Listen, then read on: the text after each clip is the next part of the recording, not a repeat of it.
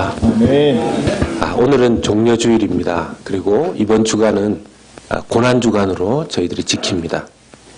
고난주간 특별히 예수님의 십자가 사랑을 깊이 묵상하고 또 하나님의 은혜를 되돌아보는 그런 시간입니다. 주 십자가의 놀라운 사랑, 그 깊은 은혜를 누리시는, 깊이 또 회복되어져야 할 하나님의 사랑의 능력과 은혜가 필요하다면 그것이 이번 주간 안에 이루어질 수 있기를 예수님의 이름으로 축복합니다. 예수님께서 종려주일, 팜 선데이라고 하죠. 종려주일에 예루살렘에 입성을 하시고 많은 사람들이 환호를 합니다.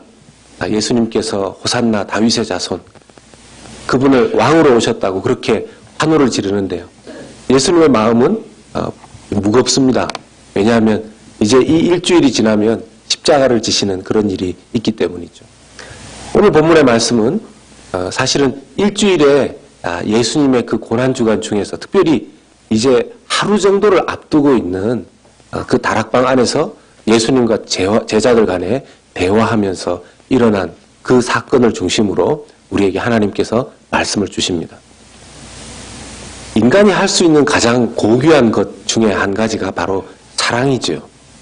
그런데 인간이 또 가장 하기 어려운 것 중에 한 가지도 사랑입니다. 외우면 당연히 가장 많이 듣게 되는 단어도 사랑인데요.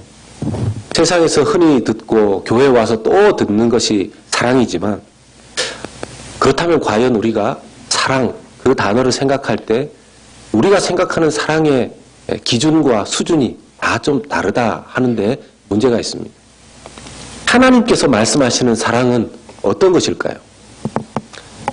오늘 본문 중에서 요한복음 13장 34절의 말씀을 보면 새 계명을 너희에게 주노니 서로 사랑하라. 내가 너희를 사랑한 것 같이 너희도 서로 사랑하라. 이것이 하나님께서 우리에게 원하시는 사랑의 수준이고 기준입니다. 먼저는 주님께서 우리에게 사랑하라 이렇게 말씀하시는 것은 원명이 아니고 명령이고요. 또 하나는 우리에게 원하시는 그 사랑의 수준은 그냥 사랑하라, 한번 사랑해봐라 이 정도가 아니라 누구처럼이라는 겁니까?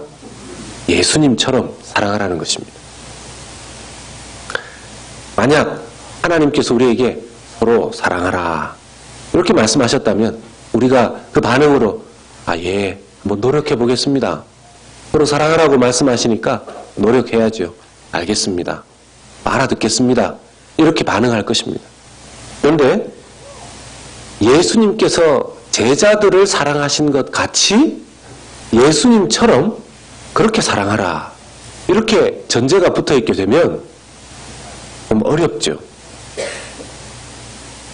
어떤 집에 가정에 가보면 이 성경 구절이 요한복음 13장 34절 이 성경 구절이 족자에 붙어 있거나 이렇게 크게 잘 쓰여져서 이렇게 내려 있는 경우들도 있습니다.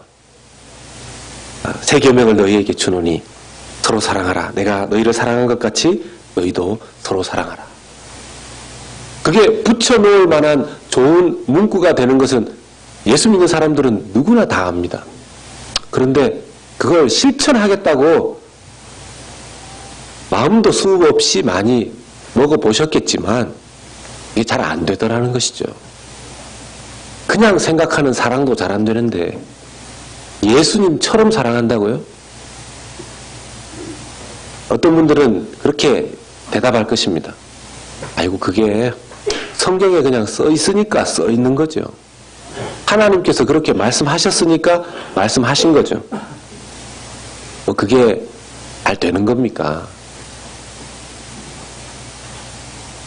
어쨌든 좀 두리뭉실 넘어가고 싶은 그런 계명이 바로 이 요한복음 13장 34절의 이 계명 아니겠습니까?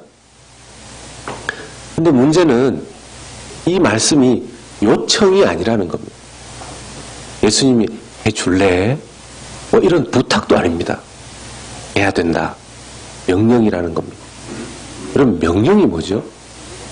명령은 길을 쓰고 목숨을 걸고 어쨌든 그것을 해내기 위해서 노력해야 됩니다. 그것이 명령이고 명령을 따르는 사람의 자세입니다. 그런데 이 요한복음 13장 34절 말씀에 한 절을 더 가보면 더 기가 막힙니다. 35절 말씀에 너희가 서로 사랑하면 이로써 모든 사람이 너희가 내 제자인 줄 알 것이다. 예수님께서 이제 너희들이 내 제자라면 많은 사람들이 알 수 있도록 너희가 서로 사랑해야 된다. 이 말씀을 하시는데요. 언뜻 이 말씀을 생각해 보면 모든 사람들 앞에서 너희들은 서로 사랑해야 된다. 이게 단어를 어디에다가 강조를 두느냐, 해석을 어디에다가 중심을 두느냐에 따라서 해석이 이렇게도 좀 들려지고 저렇게도 좀 들려질 수 있는데요. 자칫 잘못하면 이렇게 들을 수 있습니다. 너희들이 내 제자인데 여기에 있는 사람들이 지금 다 너희가 내 제자인 줄 아는데 너희들이 서로 싸우고 그러면 되겠냐. 너희들이 서로 화목하고 그렇게 지내야지. 예수님의 제자인데, 내 제자인데, 내 체면을 봐서라도, 내 얼굴을 봐서라도 서로 사랑해야 된다. 마치 그렇게 예수님의 이미지, 예수님의 체면, 그런 것들을 생각해서 서로 사랑하라고 이야기하는 것처럼 그렇게 느껴질 수도 있습니다. 여러분, 실제로 우리가 세상에서 살아가고 생활을 하다 보면 좀 손해봐야 될 때, 좀 참아야 될 때, 좀 한마디 더 하고 싶지만 그쯤에서 멈춰야 될 때, 그런 때에 저 사람이 내가 교회 다니는 줄 아는데, 또 아니 지금 당장은 모르더라도 나중에 내가 교회 다니는 걸 알게 되면 나를 통해서 교회 다니는 사람들 그래 이렇게 말할 수도 있으니까 내가 참고 말지 내가 손해보고 말지 내가 그래도 예수 믿는 사람인데 그렇게 생각하면서 좀 손해보고 참고 인내하고 이럴 때가 있습니다. 여러분 그렇지 않습니까? 그런데 물론 결과론적으로는 좀 더 참았고 손해봤고 섬긴 것이지만 정말 그 동기는 맞을까요? 정말 그 중심의 동기는 하나님께서 기뻐하시는 동기 맞겠습니까? 하나님의 체면을 봐서 예수 믿는 사람들의 이미지를 생각해서 교회라는 이미지를 생각해서 그렇게 하자. 영 틀린 것은 아닌 것 같은데 하나님께서 원하시는 예수님의 제자로서 서로 사랑하라는 그 이유가 한 이 정도쯤이라고 생각하기에는 뭔가 좀 모자라지 않습니까? 좀 흡족하지 않게 우리에게 그 당위성이 다가오지 않습니까? 지금 예수님께서 이 말씀을 하시는 상황이 지금 어떤 것이죠? 가룟 유다가 예수님 팔기 위해서 결심하고 작정하고 그 밤에 나갔습니다. 이제 이스라엘의 대제사장들에게 나아가서 예수님을 은30냥에 팔아버립니다. 예수님을 팔고 은30냥을 받고 대제사장이 이제 실행에 옮기는 그 순간으로부터 시작해서 예수님이 십자가를 지시기까지 약 24시간 정도가 할애됩니다. 이제 24시간 남은 이 타임워치에 스탑워치가 탁 클릭이 되면서 이제 24시간 정도가 대략 그 정도 시간이 지나면 예수님께서 십자가를 지시게 됩니다. 예수님의 운명의 시간이 이제 24시간 하루 정도 남아있는 그 시간 속에서 예수님께서 제자들에게 지금 명령하고 권면하고 있는 것입니다.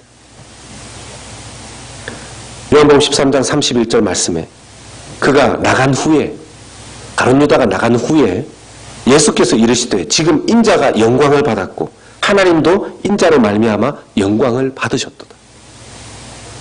24시간 정도, 하루 정도 지나면 예수님이 지금 십자가에 오르시는 상황인데 예수님께서 하시는 말씀이 자기가 지금 인자는 자기 자신 아닙니까? 인자가 지금 영광을 받았고 하나님도 그로 말미암아 영광을 받았다 이렇게 말씀하십니다. 여러분 영광이라는 단어의 뜻을 모르시는 분은 안 계시죠? 보통 어떤 사람들이 영광이라는 단어를 언급합니까? 자기가 어떤 상을 받게 되었을 때, 높은 자리에 오르게 되었을 때 참 영광스럽다고 이야기를 하죠.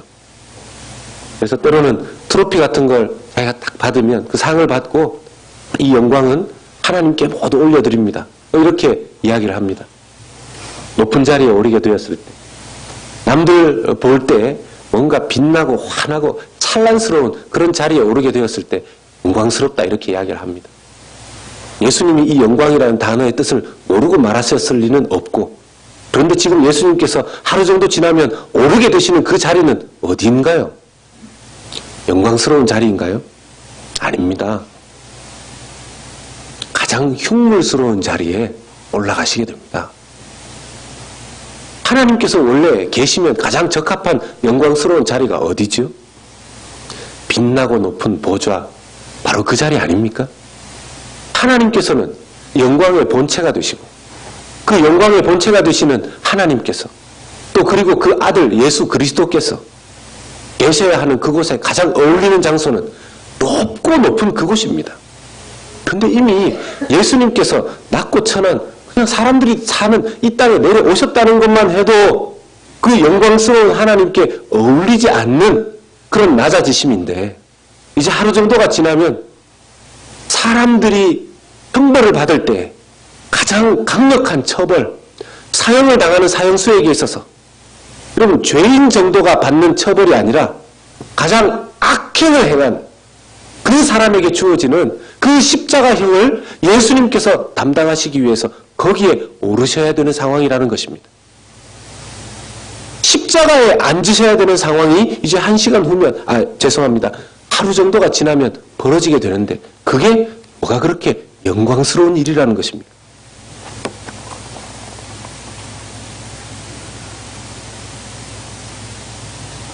요한복음 13장 32절 말씀에 나와 있는, 그로 말미암아, 만일 하나님이 그로 말미암아 영광을 받으셨다면 하나님도 자기로 말미암아 그에게 영광을 주시리라.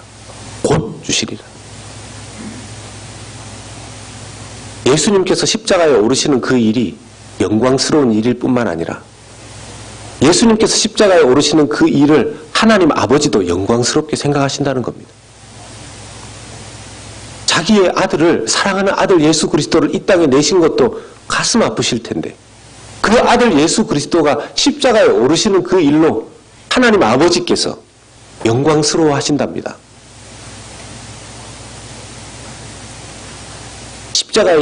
십자가에서 일어날 일을 사람들도 아는데 하나님이 모르시는 것입니까?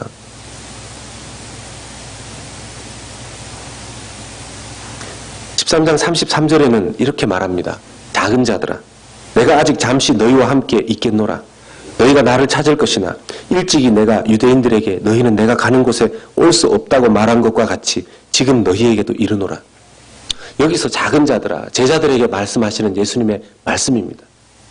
이것을 한글 성경에는 작은 자들아 이렇게 표현을 했는데요, 실제 예수님의 뜻은 무엇이냐 하면 사랑하는 내 자녀들아, 이런 뜻입니다. 사랑하는 내 자녀들아, 내가 유대인들에게 이전부터 이야기했는데 내가 잠시 어딘가를 가면 너희들이 올 수 없다, 그 이야기를 유대인들에게 했는데, 사랑하는 내 자녀들아, 너희에게 내가 지금 그 말을 한다. 내가 잠시 어딘가를 가는데 너희들은 거기에 올 수 없다. 어디를 가신다는 겁니까? 십자가에 오르시고, 십자가에 오르셔서는 제자들이, 또 이 세상 모든 인류들이 받아야 할, 그 악한 자가 받아야 할 형벌, 그 죄를 짊어지고 십자가를 오르시고 죽음의 시간을 경험하실 때 그곳에는 너희들이 올 수 없다는 것입니다. 당연히 올 수 없죠. 당연히 올 수 없죠.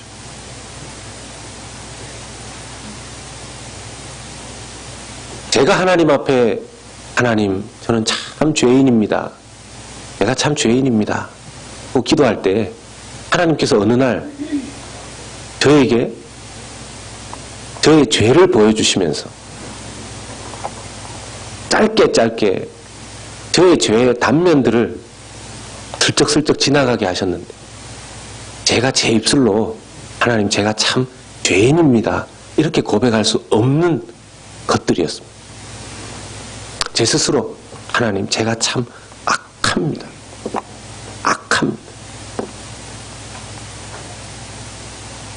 사람들에게 들키지 않았을 뿐이지, 그것이 세상 사람들이 말하는 그 악행으로 끌려갈 만한 그런 일이 아니어서 그렇지, 하나님이 보시고 제 양심에 또렷이 하나님 제가 악한 자입니다. 그런 고백을 할 수밖에 없었습니다. 작은 단면만 보여주셔도. 우리가 우리의 삶에 우리가 저지른 우리의 생각과 입술과 말과 손과 발로 저지른 것을 그저 죄인입니다 정도로 말한다면 우리는 우리 속을 아직까지 잘 모르는 사람들입니다. 주님께서 그 영광스러운 빛 가운데 조금만 비추어 주시면 우리의 악이 얼마나 큰지 우리 스스로 대면할 수 없을 정도일 것입니다. 그런데 그 악을 다 짊어지시고 온 세상 사람들의 악을 다 짊어지시고 십자가에 오르실 때 그 악을 악인 스스로가 감당할 수 있을까요? 감당 못합니다. 그 받아야 될 형벌을 죄인 스스로가, 악인 스스로가 감당할 수 없습니다. 그런데 예수님께서 그 악인들이 받아야 할 그 죄를 다 짊어지고 지금 십자가에 오르신다라는 것입니다. 그리고는 그 오르시는 그 자리가 자신이 영광을 받는 일이고 자신에게 영광이 되는 일이고 하나님께도 영광이 되는 일이다. 이렇게 지금 말씀을 하고 계십니다. 그 장소가 자기가 가장 영광스러워하는 그 장소가 높고 높은 그 보좌가 아니고 십자가 이 자리라고 지금 말씀하시는 것입니다. 다시 말씀드리지만 하나님 그 영광스러운 예수 그리스도의 가장 어울리는 장소와 자리는 어디라고 했습니까? 빛나고 높은 보좌죠. 그런데 땅의 가장 밑바닥 인생이 짊어지는 그 십자가 자리에 오르시고 영광의 자리라고 말씀하시는 예수님. 참 이해하기가 어렵습니다.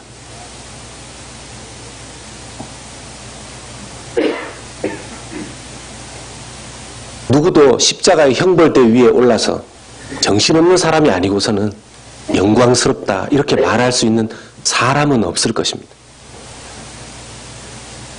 예수님께서 하나님이 아니시라면 예수님께서 하나님이 아니신데 십자가에 오르신 아주 착하고 의로운 사람인데 십자가에 올라 억울하게 죽음을 당하신 분이시라면 그것은 영광스러운 죽음이 될 수가 없습니다. 억울한 한 의인의 억울한 죽음이 될 뿐이죠. 십자가가 영광스러운 장소가 되려면 십자가 자체는 험악하고 가장 천한 곳이지만 가장 거친 장소이지만 거기에 오르는 그 당사자가 완전히 다른 존재여야만 합니다. 사실 예수님이 영광 자체 아니십니까? 하나님이신 예수 그리스도께서 이 땅에 오셨을 뿐이죠. 요한복음 1장 14절은 예수님의 그 영광의 본체되심을 이렇게 말씀하십니다. 말씀이 육신이 되어 우리 가운데 거하심에 우리가 그의 영광을 보니 아버지의 독생자의 영광이요 은혜와 진리가 충만하더라. 예수님 자신이 바로 영광이십니다. 그분은 높고 높은 보좌에 앉아 계시거나 십자가 위에 계시거나 똑같이 영광스러운 분이십니다. 그런데 그 높고 높은 자리에 앉으시는 것이 어울리시지만 인간이 겪어야 할 가장 추악스러운 그 십자가 위에 오르심에도 불구하고 그것이 영광스럽다라고 이야기하는 데는 이유가 있습니다.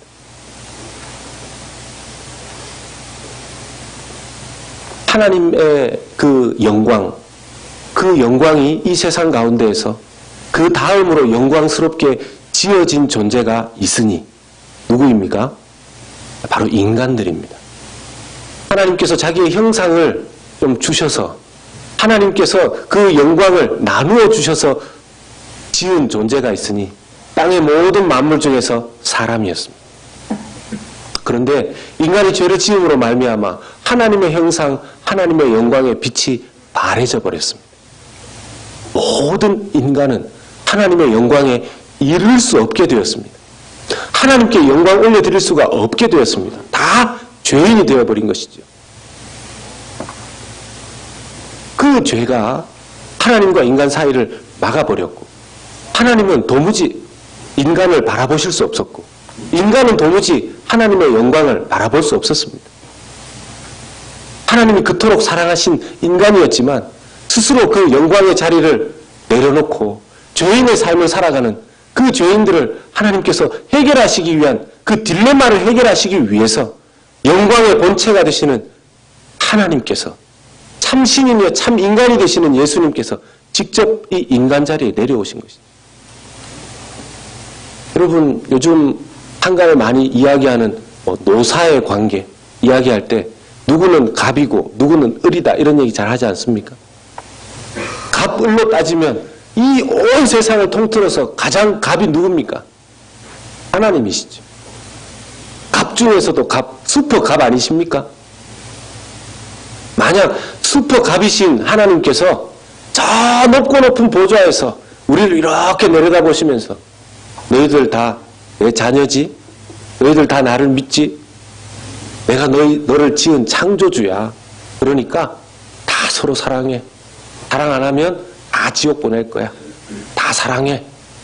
이렇게 말씀하신다면 그 말씀이 하나님이 하시는 것이니까 그 명령대로 따라야 되겠지만 과연 그것이 가능했겠습니까? 그런데 슈퍼갑이신 그분이 그 슈퍼갑의 자리에서 내려오셔서 가장 슈퍼을의 자리에 내려가신 거 아닙니까?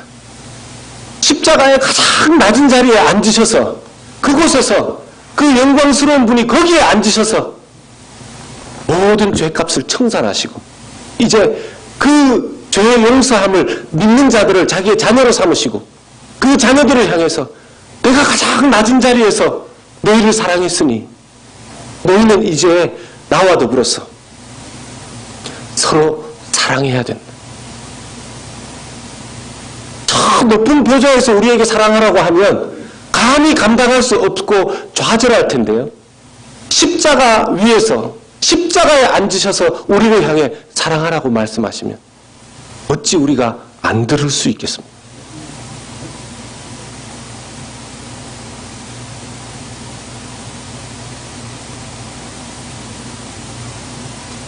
오늘 말씀해 보면 예수님께서 작은 자들아 표현한 원래 말의 뜻은 사랑하는 내 자녀들아 이런 뜻이라고 했습니다.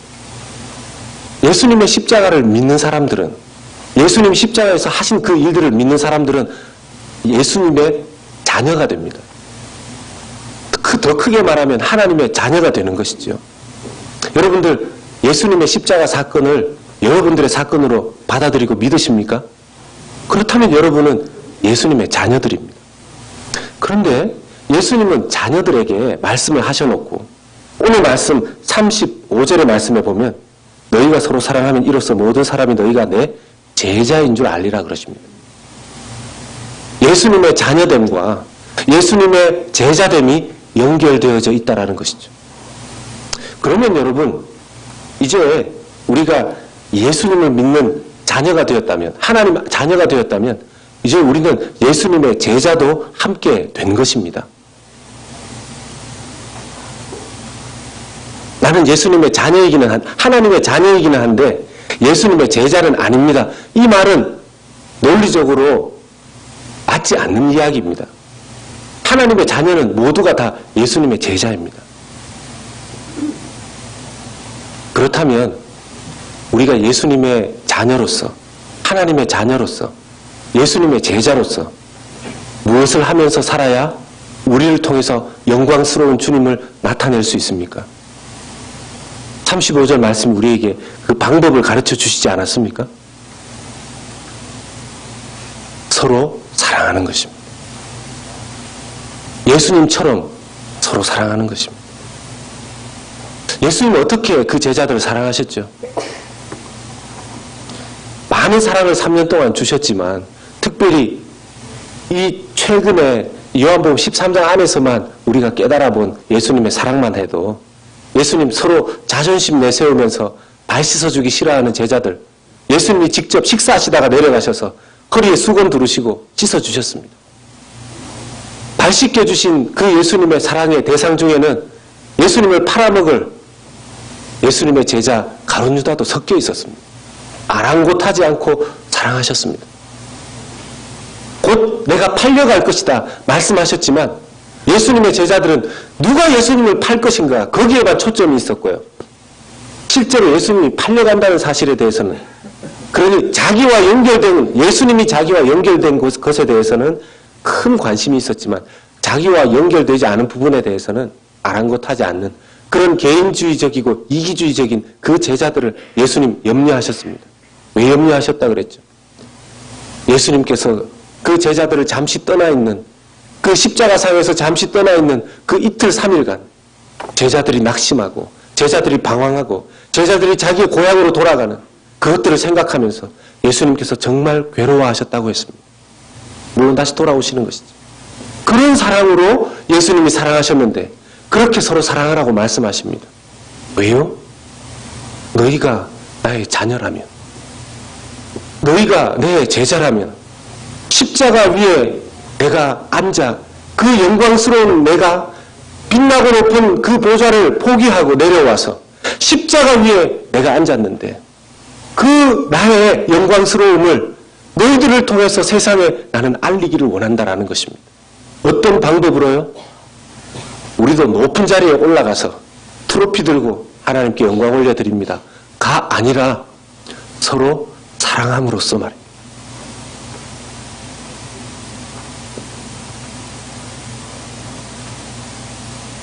예수님께서 많은 사람들을 통해서 일하시는데요.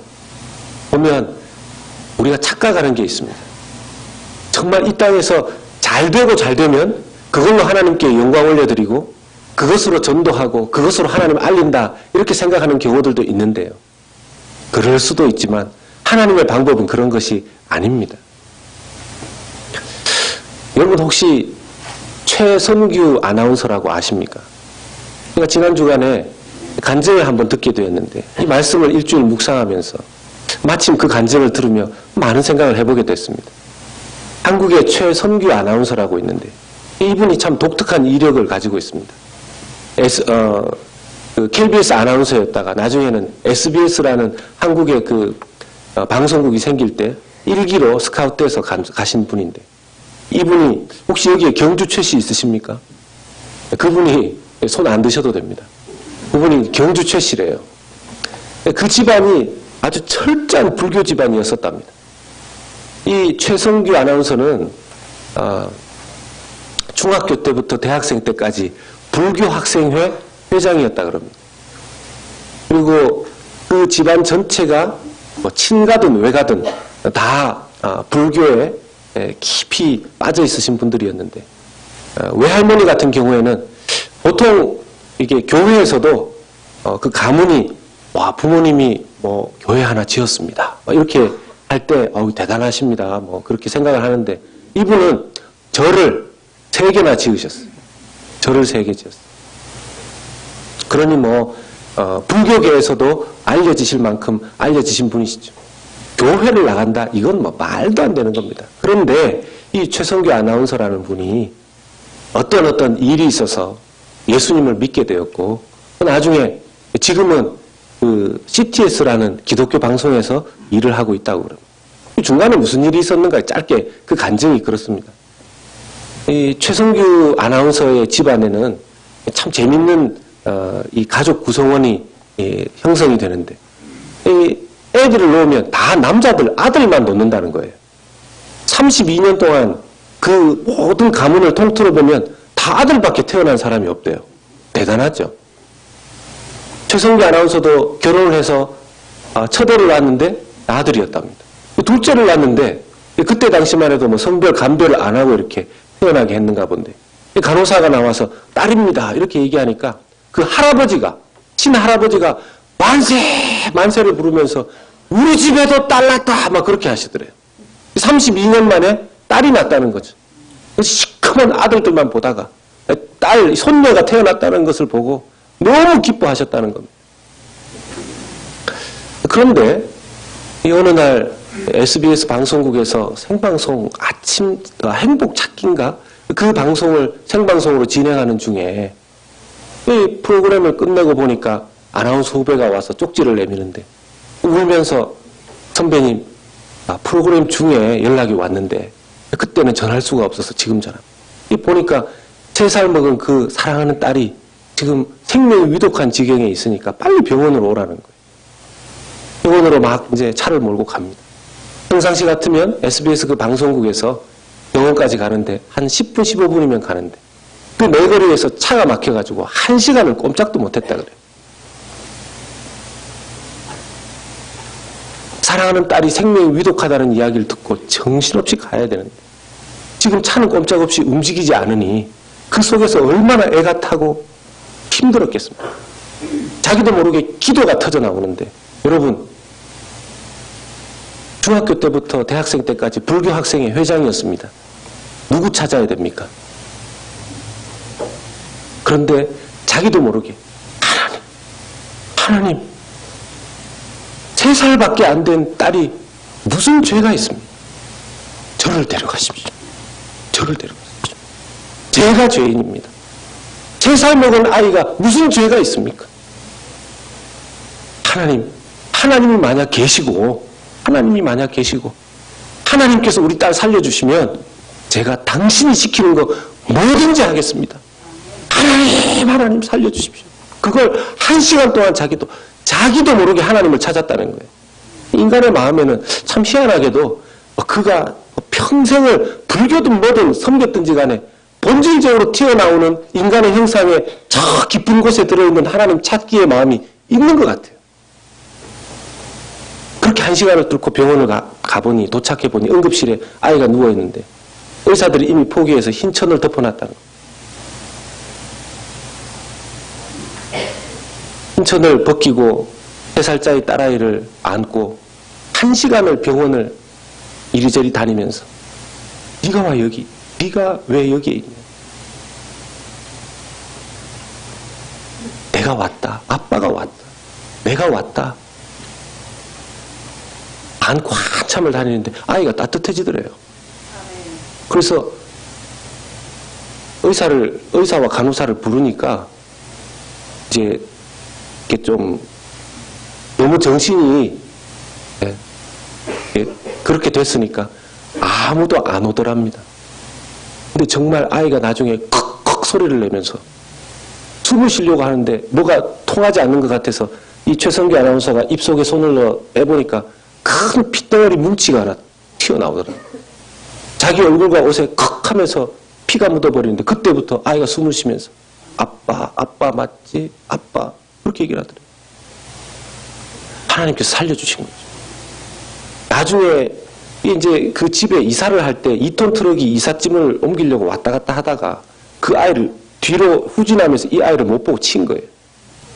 근데 경찰서에서 교통 그 조사 내용을 보니까 운전사가 뒤로 가면서 뭐가 덜컹하니까 이게 뭔가 싶어서 앞으로 한 번 더 갔다는 겁니다. 2번을 애가 친 거예요. 그런데 하나님 살려주신 거예요. 물론 간증을 들어보니까 그렇게 살아나기는 했지만 기적같이 살아났지만 2년 동안 병원에서 꼼짝도 못하고 그 아이를 치료해야 됐다고 합니다. 사실 제가 여러분들에게 전하려고 하는 부분은 이 부분이 아닙니다.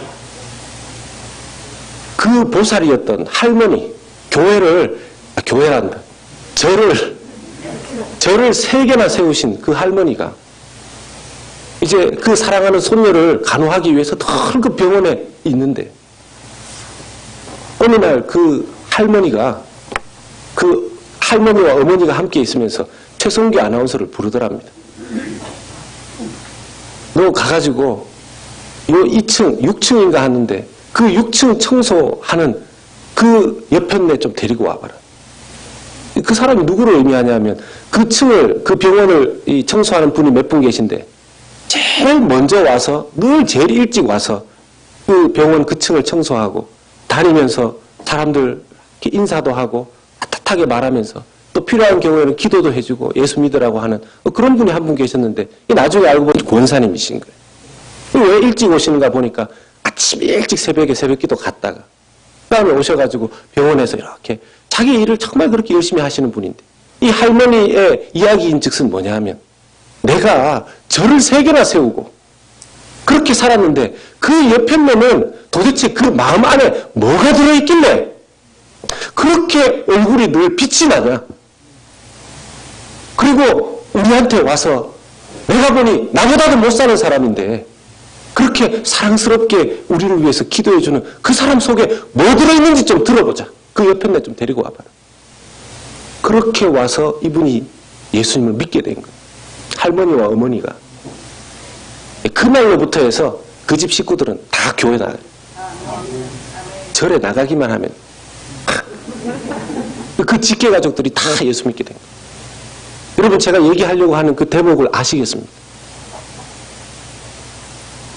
누구를 통해서 십자가의 사랑의 영광을 보게 된 겁니다. 높고 높은, 물론 그 최성규 아나운서를 병원 그 의사도 그렇게 잘해주시고 다른 분들이 기도를 그렇게 많이 해주셨대.